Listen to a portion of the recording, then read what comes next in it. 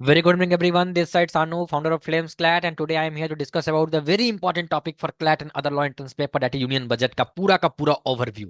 So before starting this topic, the first thing which I would like to say that thank you so much. तो काफी सारे messages आए हैं कि regarding the India's got latent का video कि consortium किस तरह से क्वेश्चन पूछ सकता है, बिकॉज आईडीएक्स से सवाल थे उस टॉपिक में, फ्रीडम स्पीच को लेकर बात थी। दैट्स कंसोर्टियम को काफी पसंद है।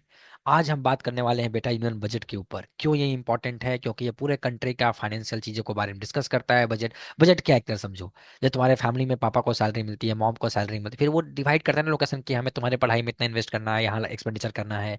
शादी अगर घर में है तो शादी में इतने खर्च होंगे, अगर फेस्टिवल है तो फेस्टिवल में इस तरह से खर्च होंगे। That's how family try to make a plan कि एक्सपेंडिचर कैसे होगा अगर इनकम इतना है तो। सेम समझो कि बजट भी वही है। क्या है बजट? कि भाई हमारी कंट्री में जितने भी इनकम हुए, हमारी गवर्नमेंट किस तरह से प्लान कर रही है कि आने वाले टाइम में हम उन पैसे को, उन मनी को किस तरह से एक्सपेंडिचर में लगाने वाले हैं कंट्री के डेवलपमेंट में। यही बजट का मतलब होता है। बट बजट बेटा वर्ड्स बॉगेट से आया हुआ है, जिसमें कहा जाता है कि पहले के टाइम पे जब कॉलोनियल रूल था तो लोग पर्स में बहुत सारी इंपॉर्टेंट चीजें, पैसे लेकर, इंपॉर्टेंट चीजें लेकर जाया करते थे। तो द वर्ड BOUG, बॉगेट वर्ड से बजट आया है, जिसका मतलब होता है पर्स, एक थैला। इसलिए आज भी तुम देखोगे जब बजट प्रस्तुत होता है तो एक थैला दिखाया जाता है हमारे फाइनेंशियल मिनिस्टर के द्वारा कि इसी के अंदर हमारे देश की पूरी एक साल की प्लानिंग है। तो बॉगेट वर्ड से आया है। अब हम समझते हैं इसके सेकंड पॉइंट को कि इसका मतलब क्या है और हमारे कॉन्स्टिट्यूशन प्रोविजन क्या कहते हैं बजट को लेकर। The first point is that कि बेटा ये फाइनेंशियल स्टेटमेंट होता है। क्या होता है? एक फाइनेंशियल स्टेटमेंट। फाइनेंशियल स्टेटमेंट का मतलब क्या? कि हमारे कंट्री में किस तरह से इनकम, किस तरह से रेवेन्यू जनरेट हो रहा है, हम उस रेवेन्यू किस तरह से एलोकेट करने वाले हैं। The first point is very clear. Clear हो गया यहाँ तक बात? क्या करने वाले हैं? सेकेंड, गवर्नमेंट हर साल रेवेन्यू एंड एक्सपेंडिचर के बारे में, उस ईयर के बारे में, पार्टिकुलर ईयर के बारे में बात करता है। सेकेंड पॉइंट इज दैट कि कॉन्स्टिट्यूशनल बेसिस क्या है, किस तरह से बजट प्रेजेंट होता है हमारे बोथ हाउसेज में। पहला जो इंपॉर्टेंट पॉइंट है जो तुम्हें ध्यान रखना है क्लैट के लिए, आर्टिकल 112। ये क्या करता है? प्रेसिडेंट शैल ले before the both the houses of parliament, Lok Sabha and Rajya Sabha, regarding the annual financial statement, जिसको हम यूनियन बजट कहते हैं, जो एक साल के लिए होता है। इंतरिम बजट भी होता है बेटा, जो कुछ महीनों के लिए होता है, चुनाव आता है तो समय इंतरिम बजट को पेश किया जाता है। Second point is article 265, very very important, कि स्टेट जो अथॉरिटी ऑफ लॉ के द्वारा टैक्सेज एंड ऑल एलोकेशन रखा गया है, टैक्सेज रखा गया है, उसके अलावा स्टेट के पास कोई पावर नहीं है कोई दूसरा टैक्स कलेक्ट करने का किसी भी सिटीजन से, except the authority given by law. Third is very important, article 280। Notes में लिखते जाना। तीन आर्टिकल बहुत इंपॉर्टेंट है। The first article 112, the second article article 265 and the third article is article 280। ये करता है, provides for the establishment of finance commission which advises on the distribution of financial। किसको बेटा करता है? स्टेबलाइज करता है फाइनेंस कमीशन को। तो अगर क्वेश्चन आ जाए बेटा कि फाइनेंस कमीशन कहाँ पे हमारे आर्टिकल में दिया गया है संविधान के, कॉन्स्टिट्यूशन में, दैट इज आर्टिकल 280। होप तुम्हें इतना क्लियर है। डन यहाँ तक? पहला पॉइंट, तीन आर्टिकल जो तुमने बता दिया जो इंपॉर्टेंट है। सेकंड जो तुम्हें ध्यान देना है, वो ध्यान देना हिस्टोरिकल बैकग्राउंड को लेकर। किसी भी करंट अफेयर्स के टॉपिक में बेटा जब भी पढ़ा करो उसके हिस्ट्री को पढ़ा करो। हिस्ट्री नहीं पढ़ोगे तो इसेंस समझ नहीं आएगा टॉपिक का, और तुम कनेक्टिंग द डॉट्स को कहते हैं, डॉट्स को तुम कनेक्ट नहीं कर पाओगे, और नहीं कनेक्ट नहीं कर पाओगे तो इंटरेस्ट नहीं आएगा टॉपिक में, फिर तुम बोर हो जाओगे। जब डॉट्स को कनेक्ट करने लगते हो तो तुम्हें इंटरेस्ट भी आता है टॉपिक में और तुम नोट बनाते हो। तो तुम समझो कि भाई इसका स्टैटिक पार्ट क्या कहता है। कहता है पहला point, the first union budget post independence था, आजादी के बाद, was presented on November 26, date याद रखना, 1947, by R.K. Shanmugam Shetty, who was India's first finance minister. The first point तो समझ में आ गया एग्जामिनेशन पॉइंट ऑफ व्यू से कि इंडिया के पहले फाइनेंस मिनिस्टर कौन थे? R.K. शेट्टी सर थे। पहली बार बजट का प्रस्तुत हो गया था 26 नवंबर 1947 को। Second, the planning commission was introduce. Planning commission हुआ था बेटा। प्लानिंग कमीशन क्या है? प्लानिंग कमीशन बेसिकली बेटा 5 इयर्स प्लान था, जिसमें कहा गया था कि इंडस्ट्रियलाइजेशन कैसे होगा, स्टेट किस तरह से काम करेगा, किस तरह से लोकेशन ऑफ फंड होंगे, क्या हमारी स्ट्रेटेजी होनी चाहिए।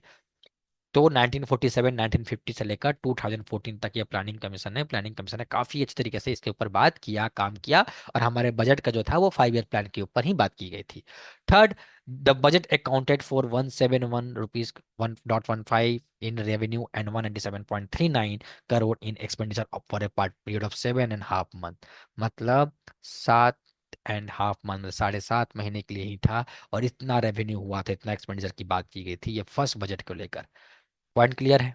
पहला बजट कब आया? 1947 में। किसने लाया? शेट्टी सर ने लाया। ठीक है। क्या लाया उसमें? प्लानिंग कमीशन की स्टार्ट हुई। फिर इवोल्यू ना, बजट टाइम के साथ बेटा इवॉल्व होता गया, इवोल्यूशन ऑफ बजट होता गया। समय के साथ क्या हुआ कि पहले बजट का तरीका कुछ अलग था, फिर उसके बाद दिन पर दिन सोसाइटी ग्रेजुअली चेंज होते गई, तो बजट का तरीके में भी हमें चेंज देखने को मिलता है। तो जो पहला इवोल्यूशन हुआ वो 2017-18 में हुआ। उस बार क्या हुआ? रेलवे बजट मर्जर के ऊपर बात किया गया। वीवीआई लिख लेना बेटा। 92 ईयर ओल्ड प्रैक्टिस को, कि जो एक सेपरेट रजल बजट निकाला था, उसको मर्ज कर दिया गया। उसका क्या कर दिया बेटा? मर्ज कर दिया गया। किसमें मर्ज कर दिया गया बेटा? फाइनेंशियल बजट में। कि अब रेलवे का जो बजट जो पहले अलग निकलता था, अब वो नहीं होगा, वो अब इस एक ही साथ निकलेगा, एक ही साथ निकलेगा। टाइमिंग भी बदलाव किया गया बेटा। पहले जो बजट की टाइमिंग थी कॉलोनियल एरा में, वो 5 PM पे थी, ताकि ब्रिटिश के समर टाइम से वो मिलता जुलता रहे। और वो मॉर्निंग में बेटा हो गया 11 AM पे। कितने बजे हो गया बेटा? 11 AM पर हो गया, ताकि पब्लिक एसेसिबिलिटी हो जाए। ये कब हुआ? ये 1999 में हुआ बेटा। और किसने किया बेटा? यशवंत सिन्हा ने किया। फाइनेंस मिनिस्टर यशवंत सिन्हा, नाम याद रखना। कितने बजे हो गया बजट? 5 बजे से लेकर जो 5 PM इवनिंग पे थी, वो 11 AM इन द मॉर्निंग हो गई। किसने किया? यशवंत सिन्हा ने किया। कब हुआ? 1999 में हुआ। यही पॉइंट लिख दो। फिर 2017 में the budget presentation was shifted to February 1 to allow timely implemented of physical from April 1। तो बेटा 2017 के बाद बजट की टाइमिंग भी बदल गई, मंथ भी बदल गए। पहले अप्रैल के बाद हुआ करता था, अब क्या हो गया? 1 फरवरी हो गया। क्यों? ताकि फिजिकल प्लान जो अप्रैल से स्टार्ट होता है, जो हमारा 1 ईयर का प्लान चलता है 1 अप्रैल टू 31 मार्च, उसको ध्यान में रखते हुए हमने 1 फरवरी में ही बजट को स्टार्ट कर दिया कि इस बार कंट्री में क्या होगा, ताकि चीजें सही से चले। 3 पॉइंट तुम्हें समझ में आ गया? अब आगे बढ़ते हैं। अब देखो भाई, मोमेंट्स क्या है, इंपॉर्टेंट हाइलाइट्स क्या है आज तक की हिस्ट्री में, बजट को लेकर सबसे यूनिक बात क्या है, क्या क्या चीजें हैं जो कंसोर्टियम आस्क कर सकता है, तुमसे पूछ सकता है, एमएससीटी पूछ सकता है, ऑर्डर डिफरेंट एग्जामिनेशन पूछ सकते हैं। The first point is that longest budget, जो लॉन्गेस्ट बजट दिया गया वो निर्मला सीतारमन 2020 में दिया, जो अभी हमारी कंट्री के फाइनेंस मिनिस्टर भी हैं। कितने घंटे का था बेटा? 2 hours 40 minutes का ये बजट था। Very very important, longest budget. उसके बाद जो सबसे शॉर्टेस्ट बजट दिया गया, speech, shortest budget speech, speech की टाइमिंग बता रहा हूं मैं। शॉर्टेस्ट बजट जो स्पीच था, वो हीरू भाई जी भाई पटेल 1997 में, ओनली 800 वर्ड का ये बजट था। सिर्फ कितने था बेटा? था 800 वर्ड्स का ये बजट था। फिर सबसे ज्यादा जिन्होंने बजट प्रेजेंट किया वो मोरारजी देसाई सर थे। इन्होंने 10 बजट्स को प्रस्तुत किया इन द ईयर 1959 टू 1969। 10 साल में मोरारजी देसाई लगातार फाइनेंस मिनिस्टर ने 10 बार बजट को प्रेजेंट किया। फर्स्ट वुमेन जिन्होंने बजट प्रेजेंट किया, टेल मी। इंदिरा गांधी ने 1970 में। Very very important. बहुत लोग निर्मला सीतारमन को मार्क करके आएंगे, मत करना बेटा। The right answer is Indira Gandhi in 1970। और फर्स्ट फुल डिजिटल बजट, हर चीज पेन पेपर से हटकर डिजिटल ही हो गया, क्योंकि पेपर को सेव करना था, यह भी बहुत बड़ा कॉन्सेप्ट था। तो वो हम 21 में निर्मला सीतारमन के द्वारा टैबलेट के द्वारा करके दिया गया। क्लियर हो गया? यहां तक कोई दिक्कत, क्लैरिटी आई? Let's go to the next slide, क्योंकि काफी लंबा कॉन्सेप्ट है, थोड़ा टाइम लग जाएगा बताने में, थोड़ा मैं फास्ट चल रहा हूँ, बस ध्यान रखना। अब इस बार क्या हुआ, थीम क्या था? What was the theme? अक्सर कंसोर्टियम पूछता है कि थीम के बारे में बताओ, कोई भी इवेंट होगा उसके थीम को जरूर याद रखना। तो थीम था सबका विकास, इंक्लूसिव एंड बैलेंस्ड ग्रोथ। क्या था थीम? सबका विकास, सबका विकास, inclusive and balanced growth. And guiding principle थे विकसित भारत, मतलब डेवलप्ड इंडिया। ये दो थीम के ऊपर बात हुआ। और इस बार जो फोकस हुआ भाई बेटा, वो 4 चीजों के ऊपर फोकस हुआ। पहला पुअर, गरीब। Second, youth of the country, India is young country. Third, farmers के ऊपर बात किया गया। और फिर विमेन, नारी के ऊपर बात किया गया। ये 4 पॉइंट बहुत इंपॉर्टेंट है, गरीब, youth, Annadata and Nari were the 4 highlight of the budget. इस साल का मैं बता रहा हूं बेटा, दिस ईयर। आगे बढ़ते हैं और समझते हैं टॉपिक को, कंसोर्टियम क्या क्या पूछेगा। जो पूरा का पूरा जो बजट था बेटा, इस बार वो 4 इंजन ऑफ डेवलपमेंट पे रखा गया। The whole budget consist of the 4 engine of development. Farmer के बारे में, एक्सपोर्ट के बारे में मैं बात करूंगा, किस तरह से बात की गई। Let's go with the first part. The first part is agriculture. Agriculture को इस बजट में काफी ज्यादा इंपॉर्टेंस दिया गया। क्या इंपॉर्टेंस दिया गया बेटा? इंपॉर्टेंस दिया गया कि प्राइम मिनिस्टर धन धान्य कृषि योजना, ये क्या कहता है? योजना, योजना याद करना बेटा। योजना का नाम पूछ देगा, डायरेक्ट पूछ देगा योजना का नाम। Tell us the name of the योजना। किस योजना के तहत? Covers 100 low agriculture productivity district benefiting 1.7 crore farmer. कि जो भी फार्मर में 100 जितने भी एग्रीकल्चर प्रोडक्टिविटी जहाँ पे कम हो रहे हैं, डिस्ट्रिक्ट में बेनिफिट कम हो रहे हैं, उनके लिए योजना लाया गया ताकि उनको सपोर्ट किया जाए अगर वो प्रोडक्टिविटी नहीं दे पाए हैं तो सही तरीके से, due to the weather, to the climate, to any reason. Second point, rural prosperity and resilience programme. इसमें क्या कहा गया? इसने बेटा स्किल के बारे में बात किया गया, इन्वेस्टमेंट के बारे में बात किया और टेक्नोलॉजी के बारे में बात किया गया। एग्रीकल्चर में किस तरह से, how can we build technology, how can we use the skill of the farmers, investment किस तरह से किया जाए ताकि प्रोडक्टिविटी बढ़े। The whole concern is regarding productivity बेटा। क्लियर हो गया यहां तक? नेक्स्ट देखते हैं, Atma Nirbhar Bharat in pulses, a 6 year mission for tur urad and masoor insuring climate resilient seeds and fair prices. 6 साल का यह मिशन रखा है कि जो ये दाल के नाम है तूर उड़द एंड मसूर के जो दाल, जो पल्सेज हम खाते हैं, उसकी किस तरह से कहीं ना कहीं क्लाइमेट उसके ऊपर ना फर्क डाले, और उसका जो प्राइसेज है, अक्सर हम देखते हैं पल्सेस के प्राइस क्या हो जाते हैं बेटा? हाइक हो जाते हैं। तो वो बैलेंस बनाने के लिए ये एक बात कहा गया कि किस तरह से आत्मनिर्भर भारत बनेगा पल्सेस के रिगार्डिंग। हम कहीं ना कहीं दाल जो दूसरे कंट्री से मंगाते हैं वो खत्म करके अपने कंट्री में जनरेट करें ताकि एक फेयर प्राइसेस रहे और लोगों को उतना ज्यादा महंगाई की मार ना पड़े। नेक्स्ट, किसान credit card, very very important. पहले भी था ये हमारे कंट्री में, पहले ये 3 लाख था, कितना हो गया केसीसी? 5 लाख का हो गया और 7.7 करोड़ फार्मर को बेनिफिट देगा। वेरी वेरी, किसान credit card is very important. पहले 3 लाख से बढ़ाकर उसमें क्या कर दिया गया? Now it's 5 lakh. क्लियर यहां तक? क्या क्या हमारे हाईलाइट्स एग्रीकल्चर में लेकर चलते हैं नेक्स्ट स्लाइड को लेकर, इसके ऊपर हम बात करते हैं। Let's go. फिर लाया गया एग्रीकल्चर में ही बेटा national mission on high yielding seeds. National mission on high yielding seed, research on 100+ high yielding and paste resistant seed varieties. Research होगा कि किस तरह से हम जो पेस्ट हो जाते हैं कैसे बचाएं, किस तरह प्रोडक्टिविटी को बढ़ाएं, एफिशिएंसी बढ़ाएं। तो उसके लिए बात किया गया कि भाई नेशनल की हम कहीं ना कहीं रिसर्च के ऊपर भी ध्यान देंगे ताकि क्वालिटी ऑफ सीड्स भी बेटर हो सके, और अच्छी सीड्स की क्वालिटी अच्छी होगी तो प्रोडक्टिविटी ही अच्छी होगी। फिर mission for cotton productivity, cotton को लेकर काफी ज्यादा हुआ कि 5 year प्लान लाया गया, initiative for sustainable cotton farming. Cotton से बहुत सारे प्रोडक्ट हम कंज्यूम करते हैं तो कॉटन क्लॉथ्स होते हैं, जिसके लेकर काफी ज्यादा इंपॉर्टेंस दिया गया कि सस्टेनेबल कॉटन फार्मिंग को हम प्रमोट कर सके। नेक्स्ट क्या किया गया? मखाना बोर्ड बिहार में, कहा गया कि मखाने के प्रोडक्शन को, प्रोसेसिंग को बढ़ाया जाए, इंक्रीज किया जाए ताकि कंजम्पशन अच्छे से हो सके, रेट ज्यादा डिफर ना करें। तो बिहार में सोचा मखाने की जो होती है कहीं ना कहीं प्रोडक्टिविटी, उसको लेकर स्ट्रेंथन करने के लिए मखाना बोर्ड लाया गया। फिर फिशरी डेवलपमेंट, कहीं ना कहीं हमारा कंट्री आने टाइम में फिश के ना, फिश प्रोडक्शन को लेकर काफी ज्यादा ध्यान रखे, फिशिंग एग्रीकल्चर को काफी प्रमोट कर रहा है, गवर्नमेंट काफी ज्यादा सब्सिडी देती है, कहते हैं कि नहीं आप मत्स्य पालन करें। That something sustainable fishing in Indian exclusive economic zone, Andaman and Nicobar and Lakshadweep को लेकर, इन दोनों चीजों को लेकर भी बात किया गया कि किस तरह से हम फिश के लेकर, मत्स्य पालन के डेवलपमेंट को लेकर भी हम बात करेंगे in respective of Andaman and Nicobar island and Lakshadweep island, ताकि वहां पे टूरिज्म भी बढ़े, फिश को सही तरह से आए, पूरे कंट्री में वहीं से आ रहा है, इंपॉर्टेंट हो रहा है कंट्री में, किस तरह से चीजें हम खरीद रहे हैं। That something are the highlights of agriculture. I hope तुमको ये पॉइंट समझ में आया हो कि एग्रीकल्चर में क्या क्या चीजें इंपॉर्टेंट हमारे बजट में लिखी गई। फिर हम बात करते हैं न्यू यूरिया प्लांट असम में, 12.7 lakh metric ton capacity to boost fertilizer supply. Fertilizer को लेकर भी गवर्नमेंट ने कहा कि भाई फर्टिलाइजर्स आएंगे तो हम कहीं ना कहीं कीड़े से बचा रखेंगे और कहीं ना कहीं प्रोडक्टिविटी में बढ़ोतरी करेंगे। तो that something was new urea plant. ये कहाँ पे बात हुई बेटा? Assam. Assam is the important word which you have to keep in mind. I hope ये पॉइंट तुमको क्लियर है यहां तक लगा। सेकंड जो उन्होंने ध्यान दिया, वो उन्होंने ध्यान दिया micro small and medium enterprises पर, एमएसएमई को सपोर्ट करने के लिए उन्होंने बात किया। क्यों? क्योंकि बहुत सारे बिजनेसमैन अभी एमएसएमई में हैं, उनको सपोर्ट की गवर्नमेंट जरूरत है, उनका बिजनेस लॉस चला जा रहा है, ज्यादा लॉ के फ्लॉज में काफी परेशान हो जाते हैं, sometime they could not get the no, उनको फायदा बेनिफिट उतना नहीं मिल पाता है। तो उसके लिए क्या आया? Revised MSc classification, investment and turnover limit increase by 2.5 times.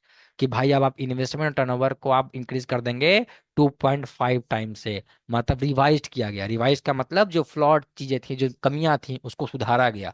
Second, micro enterprise credit card को लाया गया। कि भाई अब पहले 5 lakh credit for 10 lakh micro enterprises, अब आपको क्रेडिट मिलेगी 5 लाख की, ताकि आप अपने बिजनेस को ग्रो कर सके, इन्वेस्टमेंट कर सके, रिसोर्सेज खरीद सके। उसके लिए बात किया गया। फिर credit cover for MSME, guarantee cover increase from 5 crore to 10 crore. फिर उसको आप कहीं ना कहीं जो क्रेडिट स्कोर है, कहीं ना कहीं जो क्रेडिट कवर है एमएसएमई को लेकर, उसको 5 करोड़ से इंक्रीज करके 10 करोड़ कर दिया गया। फिर leather and footwear focus product scheme, हमारे कंट्री में इसको भी लेकर गवर्नमेंट में ध्यान दिया। जितने भी हम लेदर की प्रोडक्शन करते हैं, फूड प्रोडक्शन करते हैं, उसको 4 लाख करोड़ टर्नओवर टारगेट दिया गया, क्रिएटिंग 22 लाख जॉब, कि उसका जो टर्नओवर होगा वो नियर बाई 4 लाख होना चाहिए, जिससे कि 22 लाख जॉब, मतलब जॉब को लेकर भी कंसर्न था इस बार। तो आई होप एमएसएमई में 4 पॉइंट जो आपको ध्यान देना है, the major important point is MSME का classification, credit card, footwear is something, leather product something, scheme जो है इसको भी आपको ध्यान देना है। इस पॉइंट को भी नोट डाउन कर लेना। अब हम बात करते हैं नेक्स्ट स्लाइड को लेकर। नेक्स्ट स्लाइड क्या कहता है, ध्यान देना। Next slide talks about the toy sector development, खिलौने को लेकर promoting made in India toy cluster. अभी तक जो भी आप टॉयज खेलते हो मैक्सिमम लोग चाइना का प्रोडक्ट लेते हैं, बोलो यस और नो। अब कहता है कि नहीं, हम अपने आत्मनिर्भर बनेंगे जब हमारे कंट्री में खुद प्रोडक्शन होगा टॉयज को लेकर। तो उसके लिए भी बात किया गया। National institute of food technology Bihar, Bihar में प्रोसेसिंग एंड स्किलिंग के लिए एक इंस्टीट्यूट भी रहेगा, जो उसमें बूस्ट करेगा, क्या करेगा, फूड को लेकर, जहाँ पे सिखाया जाएगा, स्किल दिया जाएगा बिहार में। सेकंड बात को ध्यान देना, फंड फॉर स्टार्टअप, स्टार्टअप को फंड दिया जाएगा, 10,000 करोड़ एडिशनल इन्वेस्टमेंट इन्वेस्ट किया जाएगा, किसको प्रमोट करने के लिए बेटा, स्टार्टअप को। बिकॉज कहा जा रहा है कि startup is the future of our country. क्योंकि इतना बड़ा कंट्री, इतनी पॉपुलेशन है, सबको जॉब हम नहीं दे सकते हैं, तो अगर हर आदमी अपना बिजनेस करेगा तो बेटर रहेगा। तो स्टार्टअप को प्रमोट करने के लिए एमएसएमई स्कीम में बात की गई इस बार बजट में। Let's go to the next slide. अब बात करता है इन्वेस्टमेंट एंड इंफ्रास्ट्रक्चर पर। तो urban challenge fund 1 lakh crore for city redevelopment and sanitation. तो भाई सिटी के डेवलपमेंट के लिए, रीडेवलपमेंट, सुधार करने के लिए जहां जहां कमियां हैं, और सैनिटेशन मतलब हाइजीन का भी ख्याल रखने के लिए, पब्लिक टॉयलेट्स एंड ऑल को लेकर गवर्नमेंट ने बात किया है 1 लाख करोड़ का। फिर Jal Jeevan mission, ₹67,000 crore budget extended to 2024, universal pipe water coverage, कहीं ना कहीं हर घर नल का जो अभियान था उसको प्रमोट किया गया है। Third, maritime development fund 25,000 crore to support ports and ship building, port और शिप बिल्डिंग के सपोर्ट के लिए भी गवर्नमेंट ने 25,000 करोड़ एलोकेट किया है इस बार। IIT expansion 6,500 additional seat for technological, IIT में बेटा सीट बढ़ाने की बात करी गई है। Next, PM research fellowship 10,000 fellowship for advance research, research को लेकर फेलोशिप, गवर्नमेंट ने फेलोशिप पर भी ध्यान दिया है। जितने भी अच्छी अच्छी कंट्रियां हैं, डेवलप कंट्रीज हैं, वहां पे रिसर्च प्रोग्राम को लेकर गवर्नमेंट अच्छे से फेलोशिप देते हैं। तो हमारी कंट्री ने 10,000 फेलोशिप फॉर एडवांस रिसर्च को लेकर प्रधानमंत्री रिसर्च फेलोशिप का भी बात किया है इस बार बजट में। इस सबसे अच्छा पॉइंट मेरे को फेलोशिप का लगा इस बार का, because this is need of an hour. जितना आप रिसर्च में खर्च करेंगे, इतना रिसर्च में ध्यान देंगे, उतनी कंट्री की डेवलपमेंट होगी। फिर बात करते हैं डे केयर कैंसर सेंटर, हमारे कंट्री में 200 न्यू सेंटर इन, इतना targeting universal cancer care, cancer को लेकर भी हमारे कंट्री में 200 न्यू सेंटर बनाए जाएंगे। फिर nuclear energy mission, very very important, 20,000 crore outlay for small modular reactors, SMR को लेकर भी गवर्नमेंट इन्वेस्टमेंट किया है, एक्सपेंडिचर बढ़ाया है, ताकि कंट्री न्यूक्लियर पावर ही बन सके। फिर उड़ान scheme expansion, 120 new regional air destination, 4 crore passenger over 10 year. कहीं ना कहीं हमारे कंट्री में एयरपोर्ट को लेकर भी बात किया जाए कि हमारे कंट्री में और भी ज्यादा एयर टू एयर कम्युनिकेशन जो होता है उसको प्रमोट किया जाए। ग्रीनफील्ड एयरपोर्ट इन Bihar, new airport along side Patna airport expansion, Bihar में एक नए एयरपोर्ट की बात किया है जो पटना से थोड़ा सा दूर है, तो उसको लेकर भी गवर्नमेंट ने बात किया है। क्लियर यहाँ तक?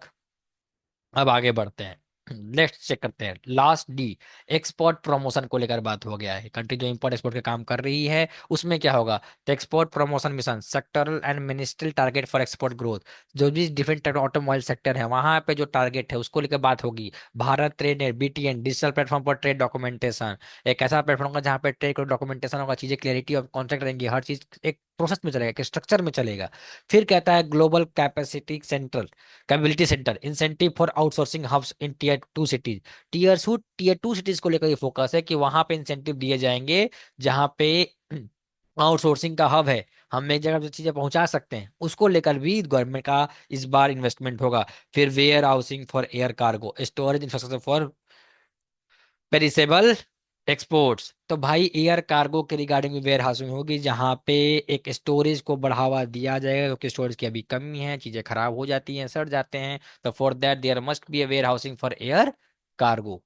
ये तीन पार्ट एक्सपोर्ट प्रमोशन में गवर्नमेंट ने इस बार की है। अब आगे बढ़ते हैं कि मेजर हाइलाइट्स क्या था इस बार के बजट का। Highlight is something very important कि इस बार के हाइलाइट्स क्या है बजट के। The first point is that taxation and financial reform. No tax for income up to 12 lakh per annum.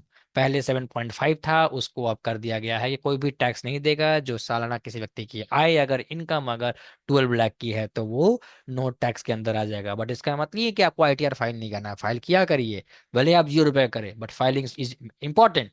Salaried individual earning up to 10% next after standard deduction.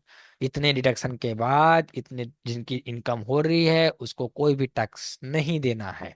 ये काफी important point था, आई होप ये आपको पता ही होगा।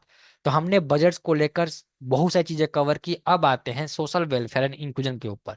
तो PM Svanidhi scheme 30,000 UPI link credit for street vendor. बहुत important point है, स्ट्रीट वेंडर को क्रेडिट किया जाएगा बेटा, स्ट्रीट वेंडर मैगी वाले। 30,000 UPI link credit for street vendor. Identity card for gig worker registered on e Shram portal. E Shram portal पर wide session होगा जो भी गिग वर्कर्स हैं।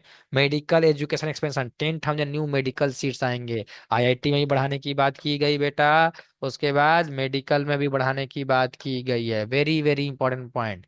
आगे बढ़ते हैं। फिर देखते हैं क्या कहता है। फिर कहता है फाइनेंशियल सेक्टर रिफॉर्म अभी किया गया। फाइनेंशियल सेक्टर्स को भी इस बार बेटा रिफॉर्म किया गया। Let's go. Gramin credit score. Public sector banks को इनेबल रूरल क्रेडिट एसएसएस। पब्लिक सेक्टर बैंक्स को इनेबल किया जाएगा कि गांव गांव जाकर क्रेडिट स्कोर चेक करे, एक्सेस करे। FDI in insurance increase to 100% for company investing full in India.